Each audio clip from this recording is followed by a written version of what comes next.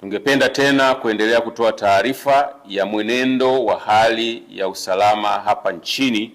kuanzia saa 12 asubuhi ya tarehe ya leo tarehe 10 mwezi wa 12 2025 hadi mchana huu. Hali ya usalama ni shwari na shughuli za kiuchumi na kijamii zinaendelea kama kawaida nchi nzima baada ya mapumziko ya jana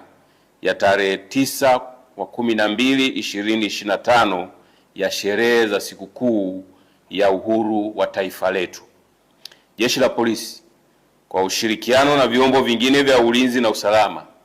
vitaendelea kushirikiana na nyinyi wananchi kuhakikisha amani na usalama unaendelea kuimarika hapa nchini, ili hata wale wachache wenye hofu waweze kutoka waendelee na shughuli zao za kila siku za kujitafutia riziki na kupata huduma za kijamii wanazohitaji. Aidha, tunawashukuru na kuwapongeza wananchi wote kwa nafasi zao, kwa namna wanavyoendelea kuwakataa na kuwapuuza wale wanaohamasisha na kuchochea vurugu na ukiukwaji wa sheria za nchi kupitia mitandao ya kijamii na njia nyingine. Aidha,